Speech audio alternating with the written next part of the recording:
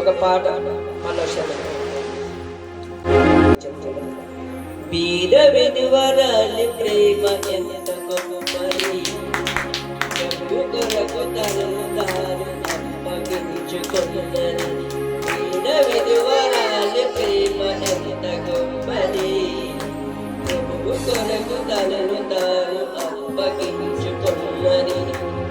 ఏదో కావాలని ప్రార్థించగా తానే జీవనాన్ని సమర్పించగా, ఏదో కావాలని ప్రార్థించగా తానే జీవనాన్ని సమర్పించగా, విధవరాలి ప్రేమ ఎంత గొప్పది, ప్రభువు కొరకు తనను తాను అప్పగించుకున్నది. ఒంటరి తనమేమో ఎవరు లేరేమో, బాధని దిగబ్రింగి బ్రతుకుచున్నది. చీకటి లోకంపై ఆశను అనగారి పేదరికములోనే బ్రతుకుచున్నది. ఒంటరి తనమేమో ఎవరు లేరేమో, బాధని దిగబ్రింగి బ్రతుకుచున్నది. చీకటి లోకంపై ఆశను అనగారి పేదరికములోనే బ్రతుకుచున్నది. సంగ్రామ మిగిలిన నావా వెళ్ళిపోతుందో తెలియదు త్రోవా, దేవుని విలువ ఎరిగిన అలవా ఆయన పనికై చూపెను తోరువా. ఏదో ఇవ్వమని శోధించగా తానే జీవనాన్ని త్యాగమించగా, ఏదో ఇవ్వమని శోధించగా తానే. ఆమెకు భర్త లేడు, ఏమి లేదు, ఆస్తి లేదు, ఆమెకి ఒక కుటుంబం కూడా లేదు, పేదరికంలోనే బ్రతుకుతున్నది. ఆమెకు కావలసిన ఆధారంలో ఆమె దేవుడికి ఇచ్చి అది కావాలి ఇది కావాలని ప్రార్థించక ఏది ఇస్తావు అదే మనకు సహాయం చేయాలి. దేవుడు నామానికి మహిమ కలుగును గాక. చిన్న ప్రార్థన చేసుకో. దేవుడు వాక్యాన్ని చేద్దాం. పరిశుద్ధుడు ప్రేమగల తండ్రి దయగల మీ సన్నిధి మాతో కూడా ఉండి మమ్మల్ని నడిపించండి. చూడగల చెవు గ్రహించుకున్న మనస్సు నీకు నిర్ణయించి ఇంత బట్టి వ్యక్తం తండ్రి దాని మంచి నేను ఇంత బట్టి మార్చండి. ఆయన ప్రభ కూర్చోబోదులు రాళ్ళలో ప్రభ కాకుండా మంచి నేను మార్చండి. యేసు క్రీస్తు ప్రేమ చెందగల నామములో వాటికి ప్రార్థన చేస్తున్నాడు మన తండ్రి. ఆమేన్. దేవుని నామానికి మహిమ కలుగును గాక. శత్రువునికి జయించడానికి దేవుడు కృప చూపించి ఈ భయంకరమైన పరిస్థితిలో దావీదు గురించి మనం కొన్ని మాటలు తెలుసుకుంటాము. శత్రువు నుండి జయించడానికి చాలా మంది ఇశ్రాయేలు ప్రజలు ఉన్నారు, దేవుని బిడ్డలు ఉన్నారు, కానీ జయించలేకపోయారు. కానీ జయించడానికి దేవుడు ఇచ్చిన సంకల్పము, దేవుడు ఇచ్చిన ప్రణీకరణ, దేవుడు ఇచ్చిన తలంపులను, దేవుడు ఇచ్చిన ఉద్దేశాలను ఆయన ప్రేమ కలిగిన నడుస్తున్న ఆయన కొరకు దేవుడు సూచిస్తాడు. చూడండి, దేవుడు ఎలాంటి వారిని దేవుడు ఏర్పడుకుంటాడు, ఎలాంటి వారిని దేవుడు ఏర్పరచుకుంటాడు, ఎలాంటి వారికి గొప్పవారిన, నడుపులున్న, బలవంతున్న, డబ్బున్న వారిన, దేవుడు ఎవరిని ఓడుకుంటాడా? ధనవంతులుగా, ఓట్లున్న వాళ్ళగా, ఎలాంటి వారికి పేదరికంలోనే ఉన్నవారు, పేదరికంలో ఉన్న వారికి దేవుడు ఓడుకొని ఆయన చేస్తున్నాడు ఎవరినైనా సరే. అందుకే నేను చెప్తున్నాడు, చూడండి దావీదు ఎలాంటి వాడు మనందరికీ తెలుసు. తెలిసిన వాళ్ళని తెలిసిన దావీదు విషయంలో తెలిసిన వారు, దావీదు విషయంలో తెలిసిన వారు చేశారు. నాకు తెలుసు అని చేశారు. ఆయన ఎలాంటి వాడంటే గొర్రెల కాపరి, గొర్రెల్ని కాసుకునే కాపరిని దేవుడు ఏం చేస్తున్నాడు? చూడండి, చూడండి కీర్తన గ్రంథము 78 వచనంలో చదవండి. అప్పు చదవకండి, కరెక్ట్గా జాయిగా చదవండి. 78 అధ్యాయం 70 వచనం.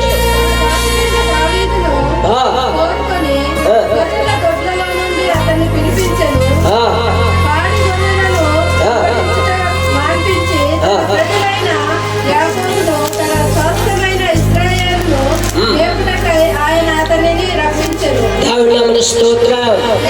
చూడండి, గొర్రెల దొడ్డులో నుండి పిలిచేటట్ట దేవుడు. మనం అనుకుంటాము చాలా ధనవంతుడు, పిలుచుకుంటాడు దేవుడు, ఆస్తిపరులు పిలుచుకుంటాడు అనుకుంటాము, పెద్ద పెద్ద ధనవంతుడు పిలుచుకుంటాడు అనుకుంటాం. కానీ ఆ గొర్రెల దొడ్డు నుండే దేవుడు పిలుచుకొని ప్రయోజకుడిగా చేసుకున్నప్పుడు ఆ ప్రయోజకుడు అయినప్పుడు ఆయన పెద్దవాడిని అయిపోతుందని తుడికలాడతాడేమో. అందుకే దావీదు అంటాడు, ప్రభువా ఏం పూట ఆహారం ఆ పూట ఇవ్వమ్మా, లేని నీకు ప్రభు ఎవడో అని పిలిచిందిరేమో అంటాడు. ఏం పూట ఆహారము ఆ పూటే. ఇప్పుడు రూపాయి ఎవరే ఖర్చు పెట్టుకున్నా ఏ పూట ఆహారం ఆ పూట ఇస్తున్నప్పుడే మనకి ఏమవుతుంది? దేవుడు గుర్తొస్తాడు. అందుకనే ఆయన ఎంత హెచ్చించపోదాం అనుకున్నా దేవుడు ఏం చేస్తాడంటే ఆయన తగ్గింపుగా ప్రార్థన చేస్తున్నాడు. దేవుడు హెచ్చించడానికి ఆయన ఆశపడుతున్నాడు. అది ఎంతో ఉండవచ్చు, కాదనలేదు. దావీదుకి ఎంతో ఉంది, కాదనలేదు. దావీదు తండ్రికి ఎంతో ఉంది, కాదనలేదు. యేసేకి కానీ యేసుక్రీస్తు ప్రభువుకి ఎంతో ఉంది, కాదనలేదు. కానీ దావీదుకి ఇచ్చిన శాస్త్రమైన గొప్ప ఆయన గొర్రెల తొట్టులు, గొర్రెల కాపరి. దావీదు సహోదరులు ఎంతమంది? దావీదుకు అన్నదమ్ములు ఎంతమంది చెప్పండి? 7. ఎవరు ఎంకలు వాడేవారు, కడసారు వాడేవారు, 8వ కదా, 8వ వాడేనా? 8వ వాడేనా? 7 అన్నదమ్ముల్లో 8వ వాడు దావీదు. దావీదు చూడండి, షమ్యూయేలుకి అభిషేకం ఇచ్చిన తర్వాత షమ్యూయేలు అంటే సౌలుకి పౌలుకి ఏమి చెందారట? సౌలేమో పౌలుగా మార్చి పౌలుకి ఏమి చేయడు? అభిషేకం ఇచ్చిన తర్వాత షమ్యూయేలు ఎప్పుడైతే దావీదు అంటే షమ్యూయేలు ఎప్పుడైతే తిరిగిరాడో అప్పుడు దావీదు కనిపెట్టాడు. యేసే ఇంటికి వెళ్ళిన తర్వాత యేసేతో మాట్లాడి, నీకు ఎంతమంది కుమారులు అన్నటప్పుడు నాకు ఎంతమంది కుమారులు ఉన్నారని చెప్పినప్పుడు వాళ్ళందరూ కూడా ఎలాంటి వారు అంటే చాలా చుట్టైన వారు, ముసలైన వారు, ధనం ఉన్నవారు, డబ్బు ఉన్నవారు, అన్ని ఉన్నవారు. కానీ మరి ఇంతమంది నా కుమారుడిగా లేరా అంటే ఉన్నాడు కడసారి వాడు. బెత్లెహేములో ఏం చేస్తున్నాడు? గొర్రెలకి ఆయన రప్పించమని చెప్పినప్పుడు ఇందులో ఉన్నవాడు వాడికి ఆ గొర్రెల దగ్గరికి వెళ్ళి ఆయన రప్పించమని చెప్పాడు సమయంలో. ఎప్పుడైతే చెప్పాడో చెప్పిన తర్వాత చెప్పకుండా ముందే ఆయన వెళ్ళిపోయాడు. పంపించమన్నాడు కానీ ప్రేమతో కానీ చెప్పక ముందే ఆయన వెళ్ళిపోయి అక్కడ ఆయనకు అభిషేకము ఇచ్చాడు. ఎప్పుడైతే అభిషేకం ఇచ్చాడో అప్పుడు ఆ గొర్రెల తోటి చూడండి, అక్కడ చూడండి ఆయన ఎలాంటి వాడు అప్పటి నుంచి ఎలాంటి వాడు అంటే 78వ అధ్యాయం 72 వచ్చినప్పుడు చూడండి కీర్తన. అతడు యథార్థ హృదయుడై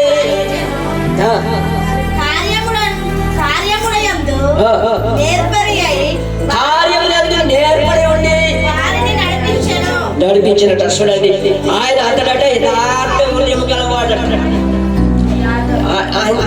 దేవుడు చూపెట్టాడు ఆయన యథార్థమైన వాడు అని. దేవుడు ఎప్పుడైతే చూపెట్టాడు ఆయనకు అభిషేకం ఇచ్చాడు. ఇచ్చిన తర్వాత ఆయన తండ్రి గొర్రెలను కాయకు వెళ్ళాడు. గొర్రెల కాయన తండ్రి గొర్రెల కాయకు వెళ్ళాడని చెప్తాడు. 1 సమూయేలు గ్రంథం 17:34 వచ్చినప్పుడు తండ్రి గొర్రెలు కాయకు వెళ్ళాడు. తండ్రి గొర్రెలు కాయగా దేవుడు సమూయేలు ద్వారా అభిషేకం ఇచ్చాడు. దేవుడు ఆమె స్తోత్రం. అభిషేకం ఇచ్చిన తర్వాత ఆయన ఆత్మపూర్వకుడై ఆయన గొర్రెల ఆ తొట్టిలో నుండి ఆయనకి భయం చేశాడు, బయటికి తొలగించి ఆయన శత్రువులతో యుద్ధం ఆడడానికి దేవుడు సమయం ఇచ్చాడు. చూడండి, అదే సమయల్ గ్రంథం చూడండి. సమయల్ గ్రంథం చూడండి, చూసారా? సమయల్ గ్రంథం 17:34 సమయల్ గ్రంథము 17 మొదటి సమయల్ గ్రంథము 17:34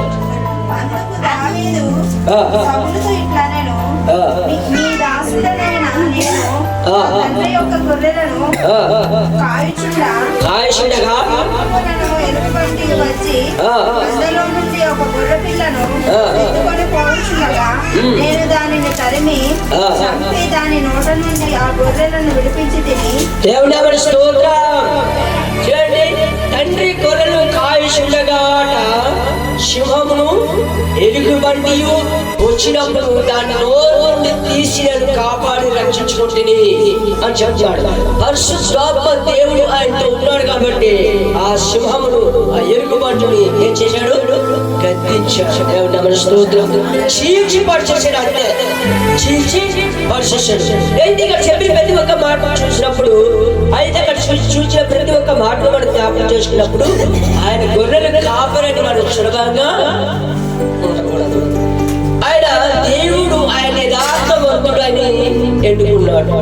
ఆయన సుందరుడై మాట నేర్పరువై అదే వైచటములో మంచి ఈయగలవాడు, ప్రవీణ గలవాడు, ఆయనలో ఎర్రని వాడు, ఆయన మాట నేర్పరివాడు, ఆయన దేవునికి ఇష్టమైన వాడు, దేవుడు ఎందుకు భయభక్తులు కలిగిన వాడు. కాబట్టి ఆయనకు దేవుడు ఈ 8 మంది ఈ 7 అన్నదమ్ములను వదిలిపెట్టి 8వ వారికి దావీదుకు దేవుడు ఎన్నుకొని రాజుగా చేయడానికి సిద్ధమేంటంటే ఈ కష్టము నుండి, ఈ బాధ నుండి, ఈ గొర్రెలతో చూడ కొంతమంది మనము ఏం చేస్తాము? గేదెలు ఆవులు ఉన్నాయి, గేదెల దగ్గర వెళ్తాం, ఆవుల దగ్గర గేదె ఉంటుంది. గేదె పేడ పొడుగుంటుందా పూరుగుంటుందా? పూరుగుంటది. అది ఎలా తింటారు మీరు? ఆ చేతితో తీస్తుంటే ఏమైపోతుంది? నేనేమో ఈ గేదె పేడ తీస్తున్నాను, ఈ పైకి ఆయన వచ్చాడు, ఈ సిగ్గు ఈయనేమో శిక్షించాలి, శిక్ష అనుకుంటారా? కొత్త వాళ్ళు అయితే సిగ్గుపడిన వాళ్ళు దాగిపోతారు. అది చేయవలసిన వ్యక్తి కాబట్టి తండ్రి, ఆ గేదెలు కాబట్టి తండ్రి, గొర్రెలు కాబట్టి తండ్రి, ఆవులు కాబట్టి ఏం చేయాలా? చిక్కపడకుండా ఏం చేయాలా? వాటి పేడ ఉంచాలి. ఒకవేళ కలిసిందనుకో, ఈ పూర్ పేడ ఏం చేద్దాం? అప్పుడేమవుతుంది? కొల్లంతా సిరుగుతుంది. అప్పుడే కలిసిందనుకో, ఇక ఏం చేస్తాను? ఇదేనా పోదు, అలా తగన్నా పోదు. ఏమవుతుంది? కోపం వచ్చిందని కొడుచుకుంటాం. అప్పుడు అంతా అయిపోయింది. అప్పుడు ఆవు పేడలంటే కొద్దిగా పర్వాలేదు, పొడిగా ఉంటాం. ఏది పేడ మాత్రం పొడిగా ఉంటాం. ఏ పేడ ఎలా ఉంటుంది? అప్పుడే తగ్గి, అప్పుడే ఎవరైనా ప్రార్థన చేయమ్మా అన్నారు అనుకోండి, ఏం చేస్తాం చెప్పండి? ప్రార్థన చేయమంటే ఏం చేస్తారు? ఊరు పేరుతున్నారనుకో, ప్రార్థన చేయమంటే ఏం చేస్తారు చెప్పండి? ఒంటో నీళ్ళు తెచ్చుకోని, ఒంటో కడుక్కోని బదులుగా ఉంటాడా? జారిపోతా నువ్వు ముందే చేయాలా? ప్రార్థన చేసేసా. దేవుడు స్తోత్రం. అయితే కొన్ని విషయాలు కొంతమంది రాజులకు బ్రతుకుండవచ్చు, అందుకే చెప్పుకోలేకపోతున్నారు. అవునా కాదా? కొంతమంది తల్లిదండ్రులే కష్టపడ్డవాళ్ళు కానీ పిల్లలేమి కష్టపడలేదు కదా, అందుకే కొద్దిగా అనుభవం తెలియదు. కొంతమంది ఆ తల్లిదండ్రులు ఉన్న పిల్లలు కూడా కష్టపడి అటువంటి ఆ గొర్రెల తొట్లో ఆ గొర్రెల తొడాలో అది శుభ్రమైన చేయాలి. ఆయన చూడండి, గొర్రెలు ఓసన పడతాయి, ఆ ఓసన కూడా ఆయన పడేస్తుంది అన్నమాట. గొర్రెల గొర్రెలు కంపులు నువ్వు, గొర్రెలు కంపున్నవారు నువ్వు అంటాడు. ఉండడా గొర్రెలు కంపు? మేకల కంపు, ఆవుల కంపు. గొర్రెలు అయితే ఎక్కువ పడుతుంది, గొర్రెలది అయితే ఎక్కువ పడుతుంది వాసన. అసలు ధూళి తుడుతున్నప్పుడు ధూళి వస్తుంది, ఆ ధూళే వేసేట్లు ముగ్గులు పడుతుంది. మొత్తానికి గొర్రెలు కంపు కొడతాడు. ఇటు చూసినా అవ్వదు, ఇజాల ఆయన గొయ్యలు ఉండవచ్చు. చాలా ఏముంటది, గొయ్యలు ఉంటాయి. ఆ గొయ్యలో రొచ్చు ఉంటుంది, ఆ రొచ్చు తుడవాలి. ఆ రొచ్చిన తుడుతావు. ఇలా చూసినా గొయ్యలాగే భయంకరమైన గొర్రెల తొట్టులోంటి బయటికి రావడం కారణం ఏంటంటే దేవుడు ఆయన్ని చూశాడు కాబట్టి. ఆమోస్ ఎలాంటి వాడు, ఆమోస్ ఎలాంటి వాడు, ఆమోస్ ఎలాంటి వాడు, ఆమోస్ చూడండి ఒకసారి. ఆమోస్ 7:14, ఆమోస్ గ్రంథము 7:14, ఆమోస్ గ్రంథం 7:14. ఆయన పశువుల కాపరి, పశువుల పాకలోరన్నయ్య, పశువుల పాకలోరన్నయ్య. యేసు పుట్టాడు మనం దేవుని స్తోత్రం. ఇదే సందర్భంలో పశువుల కాపరి. ఆమోసు పశువుల కాపరి తెలుసుకోలేదా? ఆమోసు గ్రంథం 17 ఆమోసు కోసం 7:14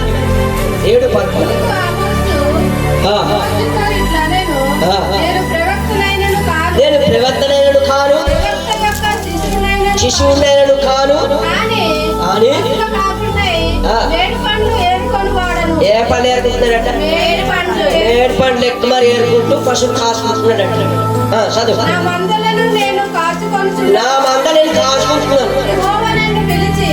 చాలు అమ్మ, అక్కడ కాకు పట్టుకోను. నేను ఏ పనులు 7 పనులు ఏరుకుంటున్నాను, పశువులు కాసుకుంటున్నాను. పశువులు కాసుకునేటప్పుడు నా మంద నేను కాసుకుంటున్నాను. కాసుకుంటున్నప్పుడు దేవుడు పిలిచాడు. పిలిచిన తర్వాత ఈ మంద మొగ్గెత్తావా దేవుడు మొగ్గెత్తావా? ఆయన పిలిచిన తర్వాత అప్పుడు ఆమోసు ఎక్కడున్నావు, ఆమోసు ఎక్కడున్నావు అన్నప్పుడు ఆయన కూడా కాదు, అందులో శిశువులు కూడా కాదు, నాకేం తెలియదు, నాకేం రాదు, నాకు అర్థం ఎందుకు పెడుతున్నావు, నేనేం చెప్తానని నాకేం తెలియదు అని చెప్తున్నాడు. అనేటప్పుడు ఆమోసు నేను చెప్పినట్టు విను అని చెప్పాడు. అనేటప్పుడు ఆమోసు మళ్ళీ ఆవులు కాసుకుంటూ ఏ పళ్ళు ఏరుకొని అమ్ముకుంటున్నాడు? 7 పండ్లు కూడా ఏరుకుంటే అమ్ముకునేవాడట. అలాంటి వాడిని ఏం చేశాడు ఆమోసు? దేవుడు పిలిచాడు. పిలిచిన తర్వాత ఏమై చెప్పాడు?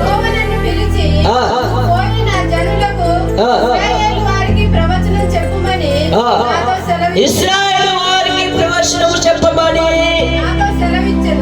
అలా సెలవిచ్చినట్ట. నువ్వు వెళ్ళి చెప్పు. ఎందుకన్నా ఉంటారు, నువ్వు వెళ్ళు, నువ్వు పశువులు కాపరి కావచ్చు. నువ్వు వెళ్ళి ఏం చెప్పాలా? ఇశ్రాయేలు ప్రజలకి వార్త చెప్పు అని చెప్పినట్ట. ఆ భాషలో చెప్పిన మాట నిజంగా నేనెవరిని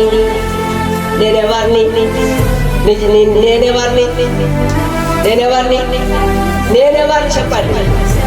పశువులు కాపాడు. నేనెవరు చెప్పండి?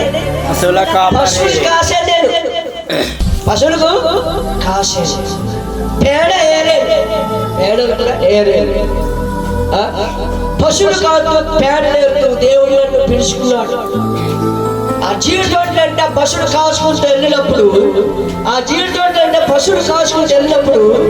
నేను దేవుడు ఎప్పుడైతే వెంబడించానో, దేవుని ఎప్పుడైతే నమ్ముకున్నానో, దేవుని ఎప్పుడైతే సొంత రక్షకుడు అంగీకరించున్నానో అప్పుడు నాకేం లేదు, బైబిల్ లేదు. ఏదమ్మా బైబిల్ లేదు. బైబిల్ ఒక మాట కూడా నాకు తెలియదు. బైబిల్ ఒక అధ్యాయం కానీ వచ్చినాయి కానీ ఏమి కానీ తెలియదు. కానీ బైబిల్ కావాలి నాకు, బైబిల్ కావాలి. బైబిల్ ఎవరు ఇన్నారు? ఎవరు చెప్పుకున్నారు? సంఘాలు ఎంతమంది నమ్ముకున్నారు? ఎవరి వల్ల నాకు బైబిల్ కావాలా? ఏం చేయాలి? ఒక ఇంట్లో దొంగ చేసేది బైబిల్. ఎవరైనా ఏం దొంగలుంటారు చెప్పండి? ఇంట్లో ఏం దొంగలుంటారు చెప్పండి? బంగారమేనే, డబ్బేనే, అందులో ఏది మంచి వస్తూ ఉంటే ఇంట్లో మీరు బయలుదేరారు. ఎందుకన్నా బంగారమేనే, ఎండేనే, ఇంకా ఏ వస్తువు అంటే ఆ వస్తువును దొంగలిస్తాను. కానీ నేను దేని దొంగలించాను? బైబిల్ దొంగలించాను. దేవుడు స్తోత్రం. అయితే బైబిల్ దొంగలించాను కాబట్టి చెప్తే సరే, నీ బైబిల్ నేను దొంగలించాను ఏమనకంటే, నా బైబిల్ నాకు ఇచ్చినట్టు లేదు, నా బైబిల్ నాకు ఇచ్చేలేదు, నా బైబిల్ నాకు ఇచ్చినట్టు లేదా అంటున్నా. ఏమంటున్నది? ఒక నశించిపోతున్న వాడికి ఆ బైబిల్ చదివితే ఆయన రక్షించబడతాడు అనేకులు చెప్తారని అంటారు ఎవరైనా. దీపం వెలిగించి కొంచెం కింద మంచం కింద పెట్టడం కాదు కదా, వెలిగించి ఎంత పెట్టదా, దీపేస్తే అమ్మం మీద పెడితేనే అదే గుడికి వెలిగేస్తుంది కదా. అలాగనే ఏంటి ఇలాంటి క్రైస్తవులు ఏంటి ఇలాంటి ఏంటి అనుకుంటే ఉంటాడు. కానీ నేను ఎప్పుడైతే ఆ బైబిల్ ఎందుకు బాధని ఆ బాధ అని తుప్పలకి వెళ్ళి కష్టపడి తుప్పలకి వెళ్ళి ఆ 2 రోజులు కూలి చేసుకొని ఆ బైబిల్ ఏం చేశాను రోజు కడుకుంటా ఆవిడ నా బైబిల్ నాకు ఇచ్చే, నా చదవదు వేసేది కానీ నా బైబిల్ నాకు ఇచ్చాడు. ఏం చేయడం, నేను కూలికి వెళ్ళి ఆ 2 రోజులు కూలికి వెళ్ళాడు, 2 రోజులు కూలికి వెళ్ళి ఆ బైబిల్ కొనుక్కొని తెచ్చుకున్నాడు. దేవుని నామమున స్తోత్రం చెప్తాం. దేవుని నామమున స్తోత్రం. ఎప్పుడైతే బైబిల్ తెచ్చుకున్నాడో ఆ బైబిల్ తెచ్చుకొని కొత్త నిబంధన బైబిల్, మొదటిసారిగా కొత్త నిబంధన బైబిల్ మొత్తం మత్తయి సువార్త నుండి ప్రకటన గ్రంథం వరకు చదువుతున్నప్పుడు ఎవరైనా చూస్తే నవ్వుతారని చిక్కు కదా. అప్పటికే చిక్కు, ఆడవాళ్ళు చూసినా మగవాళ్ళకి చూసినా చిక్కు అనేది. ఇంటికి వస్తే చీకటి వచ్చేవాడిని, చేతికి పోతే చీకటి పోయేవాడిని. చిక్కు ఎక్కువ ఉంటుంది నాకు, ఎవరితో ఎక్కువ మాట్లాడేవాళ్ళు కాదు.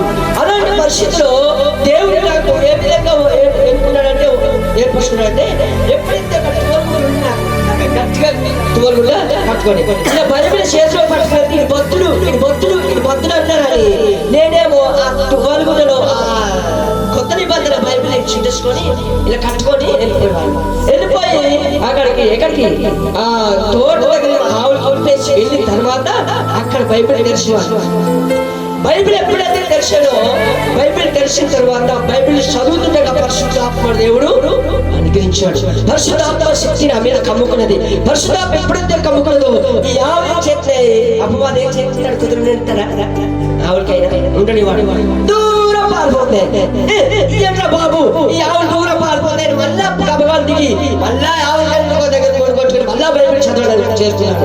మళ్ళా దేవుని పిచ్చి అంతంత కాదు, దేవుని ప్రేమ ఇంతంత కాదు, దేవుళ్ళు ఉండడం ఇంతంత కాదు. నా పక్కన భార్య లేకపోయిన పర్వాలేదు, నా పక్కన నా కుమార్ లేకపోయిన పర్వాలేదు, నా కుమార్తె లేకపోయిన పర్వాలేదు, కానీ నా దేవుడు ఆశతో దేవుడు వచ్చేటప్పుడే దేవుడి స్థితిలో నడిపించాడు.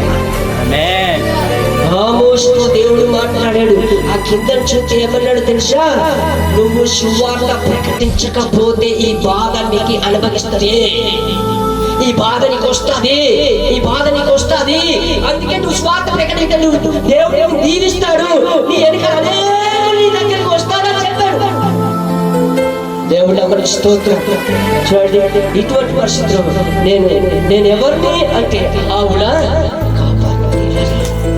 దావీదు ఎవరు అంటే దావీదు లేకపోతే ఇంత నాకు ఏమీ లేదు. కానీ నేను నా సాక్ష్యం గురించి నేను చెప్పుకుంటాను, వాక్యం ద్వారా, వాక్యం ప్రకారం, వాక్యం నడిపెడతాడు. అంటే ఇక్కడ చెప్పిన ప్రతి ఒక్క మాట చూడండి, దావీదుకి ఇచ్చిన శాశ్వతమైన కృపను దేవుడు మనకి ఇచ్చాడు. దేవుడు స్తోత్రం. హల్లెలూయా. అయితే ఇక్కడ చెప్పిన ప్రతి ఒక్క చూడండి, అప్పుడు గొర్రెల కాపులో నిన్ను గొర్రెల దొడ్డులో నుండి ఆయన పిలిపించిన తర్వాత సమూయేలు గ్రంథం 7:11 ఏమనుకున్నాడంటే దావీదుతో, 2 సమూయేలు గ్రంథము 7:11 వచ్చిన చూడండి. నీ శత్రువుల మీద నీకు దయమిచ్చి నీకు నెమ్మది కలుగజేయుచున్నాను. నీ శత్రువుల మీద నేను జయమిచ్చి నీకు నెమ్మది కలగజేస్తున్నాను. హల్లెలూయా. నీకు నెమ్మది, శత్రువుల మీద నీకేమిస్తాను? జయం ఇస్తాను, నీకు నెమ్మదిని కలిగి చేస్తాను అని చెప్పి దావీదుతో ఏం చేస్తుంటే ప్రోక్షిస్తున్నాడు, ఆయన ఓదార్స్తున్నాడు, ఆయన్ని నడిపిస్తున్నాడు. ప్రియులారా, ఆయన నడిపిస్తుండగా దేవుడు ఆత్మ ఆయన మీదకి వచ్చిన తర్వాత ఏమైందంటే చూడండి, ఆయన మీదకి వచ్చినట్టే ఈ క్రీస్తుడు అప్పుడు రామి 40 దినాలు 40 పగలు 40 దినాలు రామి యుద్ధం ప్రకటిస్తున్నప్పుడు అక్కడ ఏం చెప్తున్నట్టే 40 దినములు అక్కడ ఉన్నారు. ఉండేటప్పుడు అక్కడ ఎవరెవరు అంటే ఏలియాబు, అబినాదాబు, ఆవిడ షిమియోను అని ఉన్నారనమాట. అన్నదమ్ములు ఎక్కడైతున్నారు చూడండి. మొదటి సమయ గ్రంథం 17 వచ్చిన, మొదటి సమయ గ్రంథం 17 వచ్చిన 14 వచ్చినప్పుడు ఏలియాబు, అబినాదాబు, ఆస్యాదు అని వారు అన్నదమ్ములు ఉన్నారు. చదవండి, చదువుతారా? చదవండి.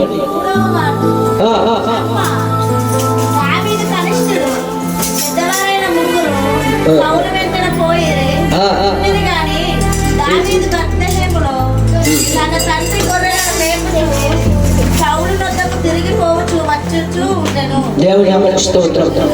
అక్కడ ఉన్న ప్రతి ఒక్కరు చూడండి, దావీదు సహోదరులు అందరూ అక్కడ ఉన్నారు. ఎవరితో ఉన్నారు? సౌలుతో ఉన్నారు. సౌలుతో ఉన్నారు. కానీ 40 సంవత్సరాలు విద్యం చేస్తున్నారు. రామ విద్యమే కానీ ఎటువంటి పరిస్థితుల్లో విజయం సాధించలేకపోయారు. ఎప్పుడైతే విజయం సాధించలేకపోయారో, విజయాన్ని అందించలేకపోయారో, దేవుడు చెప్పిన మాట ఏంటంటే దావీదును అభిషేకించాడు. 16వ అధ్యాయం 12వ వచనంలో, మొదటి సమూయేలు గ్రంథం 16వ అధ్యాయం 12వ వచనంలో ఏం చేశాడంటే దావీదును అభిషేకించాడు దేవుడు. దావీదును అభిషేకించిన దేవుడు ఆయన యెహోవా అతనికి తోడుగా ఉన్నాడు. ఆ 18వ వచనంలో ఏమైనాడు? 16వ అధ్యాయము 18వ వచనంలో యెహోవా అతనికి తోడుగా ఉన్నాడట. దావీదుకి దేవుడు ఏమైనాడు? తోడుగా ఉన్నాడు. కాబట్టి ఆయన చూడండి 17వ అధ్యాయం 34వ వచనంలో దావీదు గొర్రెల సింహములను అంటే దాడి చేస్తున్నప్పుడు సింహములను ఎరుగు పట్టి ఈ దినమున యెహోవాను దావీదు ఫిలిష్తీయుల మీదకి యుద్ధమును సంభవించడానికి దేవుడు కృప చూపించాడు. అయితే చూడండి అక్కడ ఏమన్నాడంటే 17వ అధ్యాయం 34వ వచనం చదవండి ఒకసారి. మొదటి సమూయేలు గ్రంథం. అందుకు దావీదు నేను నా తండ్రి యొక్క గొర్రెలను కాయుచుండగా సింహమును ఎలుగుబంటియును వచ్చి అందులో నుండి ఒక గొర్రె పిల్లను ఎత్తుకొని పోవచుండగా నేను దానిని తరిమి చంపి దాని నోట నుండి ఆ గొర్రెను విడిపించి తిని. దేవుని నామమునకు స్తోత్రం. చాలు. అయితే ఇక్కడ సౌలు రాజు, నువ్వు చిన్నవాడి కదా, నువ్వు బాలుడు కదా, నువ్వేం చేయమంటే నా తండ్రి గొర్రెలు కాస్తుండగా సింహమును ఎలుగుబంటి అనొచ్చి ఒప్పరించినప్పుడు నేను వాటిని ఏం చేతిని విడిపించాను. ఇలాంటి శత్రు ఎత్తువాడని ఆయన చెప్తున్నారన్నమాట. చెప్పినప్పుడు ఆయన చెప్పే ప్రతి ఒక్క మాటను జ్ఞాపకం చేసుకునేటప్పుడు ఆ దినమున యెహోవా నిన్ను అన్నాడు కదా. 17వ అధ్యాయం 46వ వచనం చదవండి ఒకసారి. మొదటి సమూయేలు గ్రంథం 17వ అధ్యాయం 46వ వచనం. ఈ దినమున యెహోవా నిన్ను నా చేతికి అప్పగించును, నేను నిన్ను చంపి అది దేవుని నామమునకు స్తోత్రం.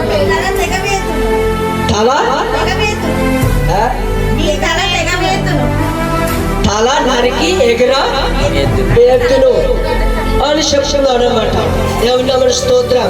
అంటే ఇక్కడ అంటాడు కుక్క అన్నప్పుడు నేను కుక్కని కాదురా బాబు అంటాడు. ఎవరు కుక్క అన్నప్పుడు దావీదు ఎవరైనా గొలియాతు ఏమంటాడు? కుక్కను అంటాడు కదా. ఎప్పుడైతే కుక్క అన్నాడు అప్పుడే దావీదు అది కుక్కని కాదని ఆయన ఎప్పుడే పడిపోయిందన్నమాట. ఎప్పుడైతే ఇక్కడ ఈ దినమునని నీ తల తెగనరికి కాకులకు గిద్దరికి ఎగరవేద్దని చెప్పాడు. అప్పుడు చూడండి, అప్పుడు ఏమైందంటే ఇక్కడ చూడండి 17వ అధ్యాయం 50వ వచనంలో చూడండి ఒకసారి.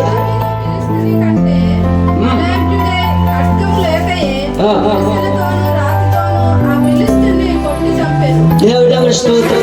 చూడండి కింద చూసినప్పుడు 17:34 వచనం చూడండి. ఈ ఫిలిష్తీయుని బట్టి ఎవడు మనుషులు, ఈ ఫిలిష్తీయుని బట్టి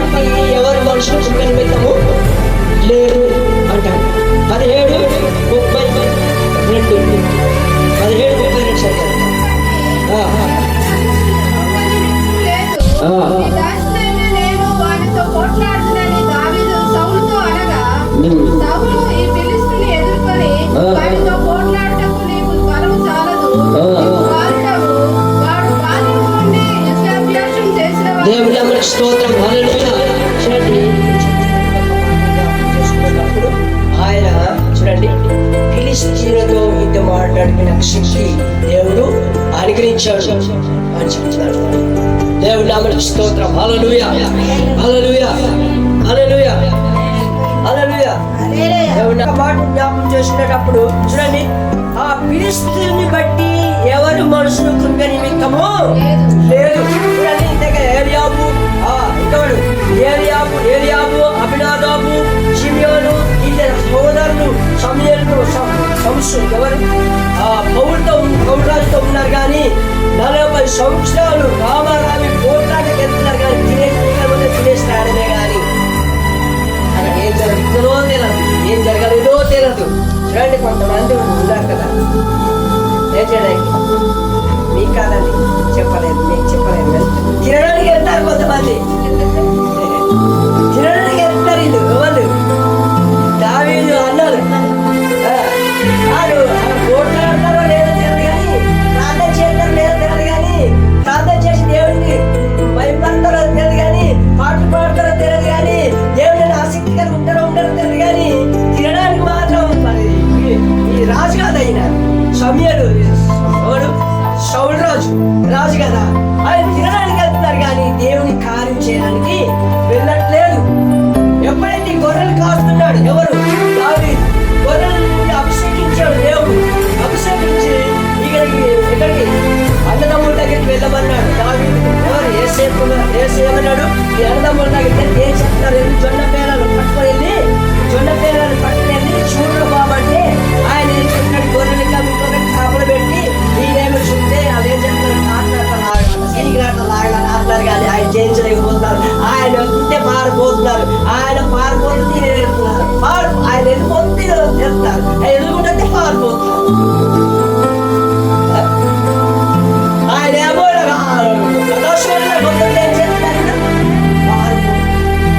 ఆయన పోతుంటే ఏం చెప్తారు, వెళ్తున్నారు. ఇదా పాగలంట కదే ఒక్కడి కొట్టేననుకునే దేవుడు నమ్మరా బాబాయ్. దేవుడు మనసుతో పరిశుద్ధాత్మనాడు ఆయననే ఏం చేయాలి, కాకులకు గెద్దలకి నీ తలను ఎగురవేస్తాను, నా జీవము గల దేవుడికి ఉన్నాడు అంటే ధైర్యం దేవుడు ఇచ్చాడు, అభిషేకించకుండా. అందుకే ఈ ఫిలిష్తీయుని బట్టి ఎవరు మనుషులు ఇస్తామో నీ మనుషులకు కానీ నీ మనుషులు ఒకేలా కుంగిపోతున్నాయా, నీ మనుషులు ఎప్పుడైనా కుంగిపోతున్నాయా దేవుని మాటల్లో, మీకు ఇది రాదు, మీకు ఇది రాదు, మీకు ఇది రాదు, మీకు ఇది రాదు, దేవుని ఒకే ఆ దేవుణ్ణి నమ్ముకుంటే ఇది రాదు, అలా అంటే ఏమైనా కుంగి నిమిత్తం ఉన్నాయా? దేవుని నామమునకు స్తోత్రం. హల్లెలూయా. అందుకని ఫిలిష్తీయుని బట్టి ఎవరు మనుషు ఇంకా నిమిత్తము లేదు. చూడండి, 17 ఏమంటాడు, ఇశ్రాయేలు అందరూ ఆయన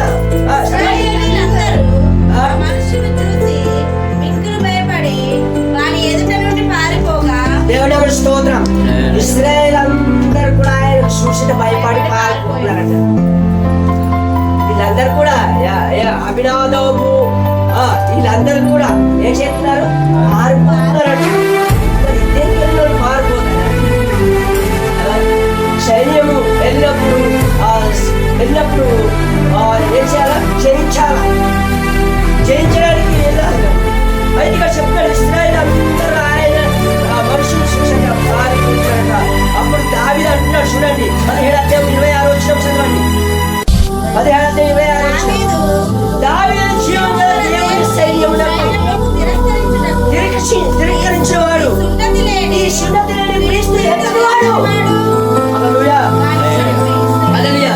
చూడండి, ఏమన్నాడు దావీదు, ఏమన్నాడు, మోకాలే ఏమన్నాడు, ఏమన్నాడు దావీదు, జీవము గల దేవుని సైన్యమును తిరస్కరించుటకు ఈ సున్నతి లేని క్రీస్తుడు ఎంతటి వాడు అన్నాడు. ఎప్పుడైతే ఎంతటి వాడు అన్నాడో ఆయన ఏమంటే మన తలకెడితే కుక్క ఏం చేస్తుంది? అవి కూడా వచ్చేస్తుంది. మనం నిలబడితే ఆగిపోద్ది. పరిగెత్తుకులుగా అందుకని మనం నిలబడాలి.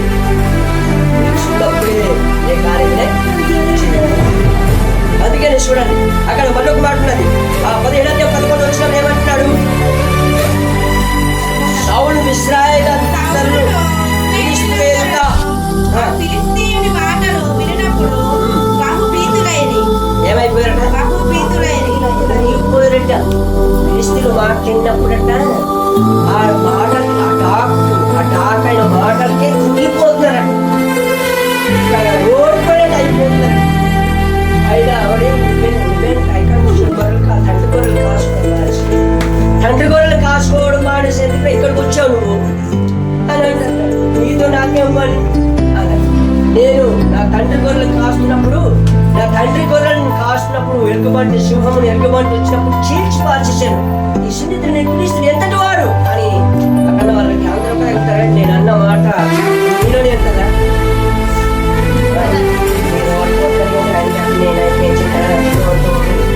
నేనేం చెప్తానంటే ఏచి ఏతిస్తానంట. నేను వాడిని ఏచి తిన్నాడు. అప్పుడు వీళ్ళందరూ అలా చెప్పి వాడిని అప్పుడు ఒకరు చూసిన తర్వాత సహోదరుడు ఇలా అన్నాడు. అలా తమ్ముడే ఇలా అన్నాడంటే అప్పుడు ఒరే నువ్వు వెళ్ళిపోరా, నీకేం తెలుసు, నువ్వు వెళ్ళిపోరా, నీకు తెరదు వెళ్ళిపోరా, నీకు తెరదు గొర్రెలు కాసుకెళ్ళు అంటే నేనేం చేశానంటే అదేమో రాజు దగ్గర సౌలు రాజు దగ్గర కంటే సౌలు రాజు వచ్చిన తర్వాత నువ్వు పోట్లాడగలవా అంటాడు. నేను పోట్లాడగలనంటాడు. పోట్లాడగలనంటే అయితే ఏం చేస్తారు దీనికి? ఈ ఒడ్డానం లాంటి డాలు ఇవన్నీ పెడితే ఆయన సరిపోతే తిరగజారుతుంటే ఇంటికే చూసుకుంటాడా, అది ఆడికే చూసుకుంటాడా, ఈ జారిపోతే నీటికే చూసుకుంటాడా, ఆడికే చూసుకుంటాడా. ఇవన్నీ వద్దు నాకు ఇవన్నొద్దు, నాకు ఒకటితో సరిపోద్దని ఏం పట్టుకెళ్ళాడు, కర్ర పట్టుకెళ్ళాడు.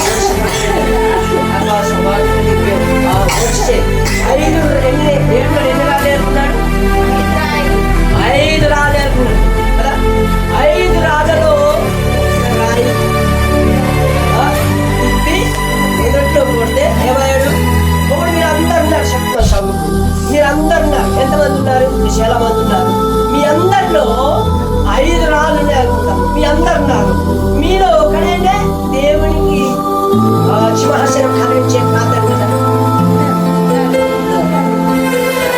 మీ అందరిలో ఒక సింహాసనం కలిగించే ప్రార్థన ఉన్నది.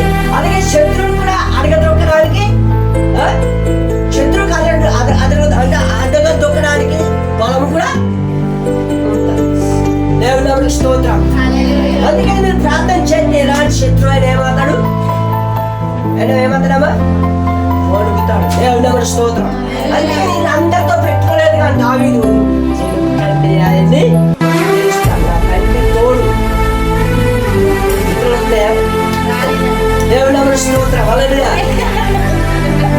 ఆకాశం మారిన భూలోకం మారిన ఆది అంతే మారనిది ప్రభుత్వమే కదా.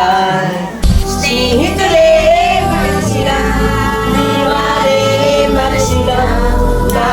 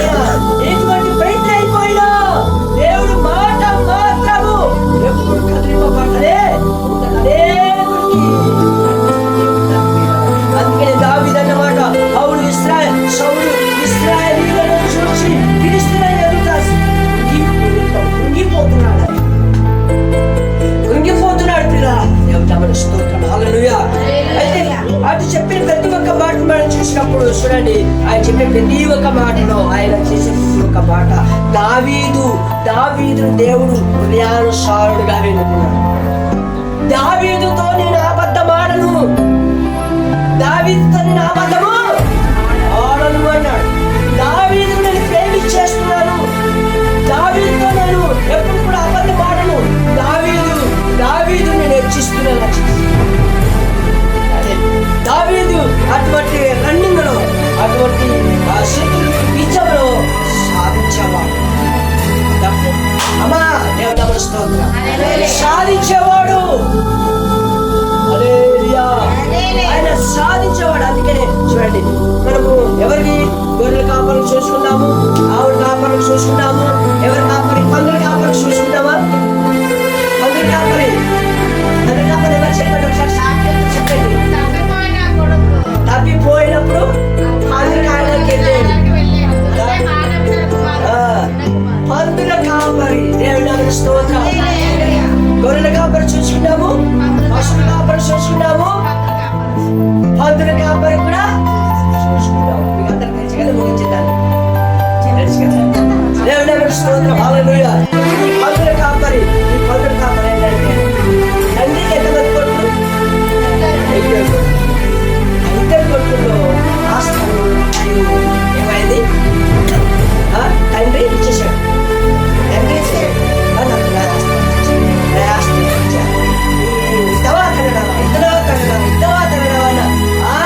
పరిస్థితిలో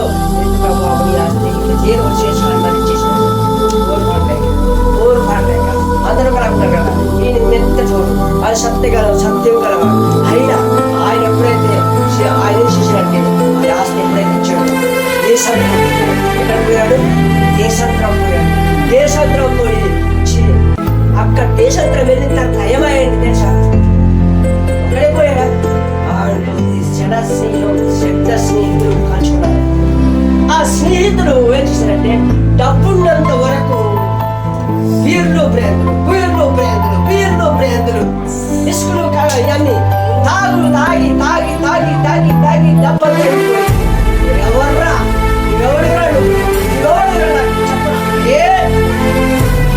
అయిపోయింది కదా.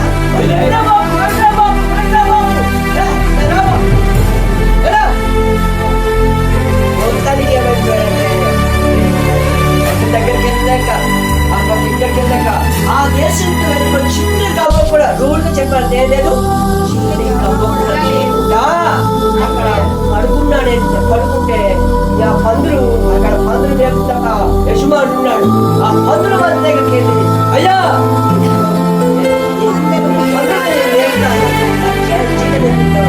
ఆయన అప్పటికే ఏమైపోయాడు, దిగజారిపోయాడు, శక్తి లేదు, కృంగిపోయాడు.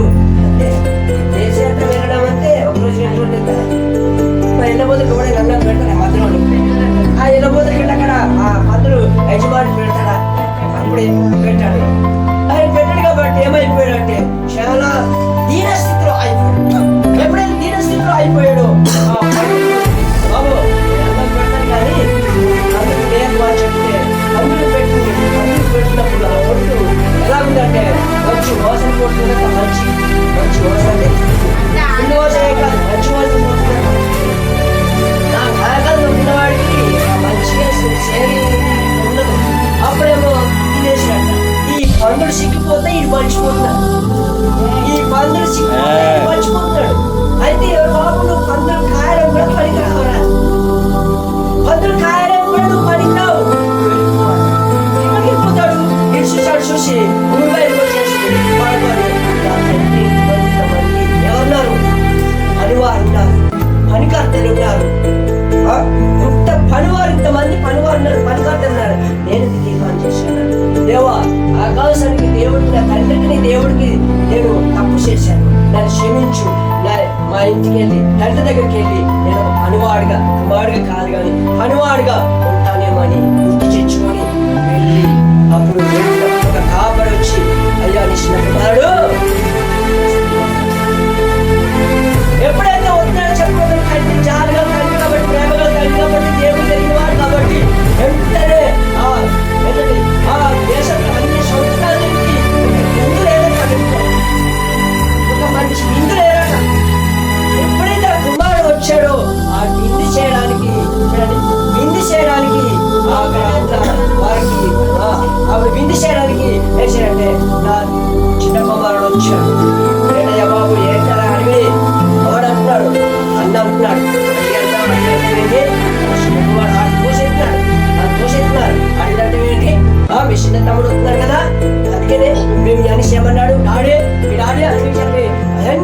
విందు చేశాడు. విందు చేసిన తర్వాత ఏమేమి చేశాడు తెలుసా? ఏమేమి ఇచ్చాడు తెలుసా? ఏమేమి చేసి పని ఏమేమి పెట్టాడు? చిన్న కుమారుడు ఉంగరము, వస్త్రము, జోళ్ళు. ఆధార్కి ఏంటి? జోడుతో సమాధానమైన జోడు. సమాధానమైన జోడు. వస్త్రము వస్త్రము రాజరికము. ఉంగరం అంటే రాజు కిరీటము. అలాంటి పరిమాణ వ్యక్తికి దేవుని సేవలో ఉండడానికి దేవుడు ఆయన్ని తప్పిపోయిన కుమారుడు ఏమన్నాడు? దొరికాడు. చచ్చిపోయిన కుమారుడు బ్రతికాడు. ఈయనే నా సేవ చేస్తానని తండ్రి ఆయనకు గుర్తించాడు. అక్కడ వస్త్రమును గుర్తించాడు. ఆయన సమాధానమైన చూడు ఆయన ఇచ్చాడు. ఇప్పుడు నేను అడుగుతాను ఈ ఇద్దరిలో ఈడు మంచివాడా దేవుని దృష్టికి ఆడు మంచివాడా అంటే నువ్వు ఎందుకు మన వచ్చావు? ఆ భూమి అంతా పట్టుకోపోయావు కదా, మరి తీసుకుని వచ్చినావా? వెళ్ళిపో. అవుతాయి నువ్వు కూడా వెళ్ళిపో. నువ్వు కూడా వెళ్ళిపో. నాది ఆవోట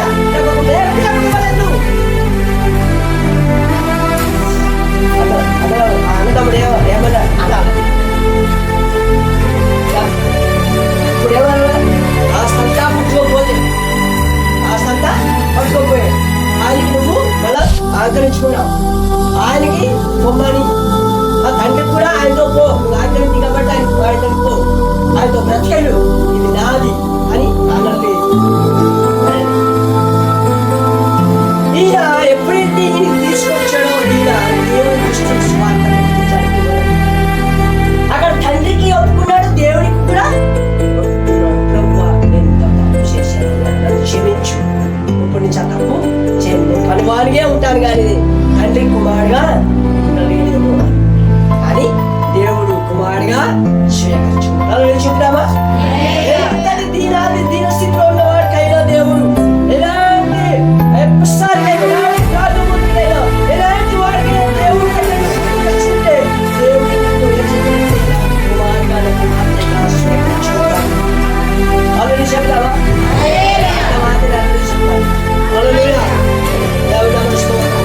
మొదటి గొర్రెల కాపరి, రెండోది పశువుల కాపరి, అయితే జయించడానికి దేవుడు ఆ జయించడానికి దేవుడు దావీదును ఓడుకొని జయించాడు.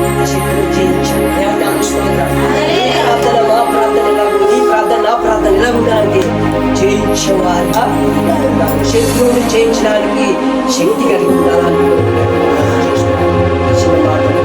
ఇచ్చి ఆశీర్వదించును గాక. ప్రార్థన చేసుకుందాము. ప్రేరేపణ కలిగిన వారు చిన్న ప్రార్థన చేయండి. ప్రేరేపణ కలిగిన వారు చిన్న ప్రార్థన.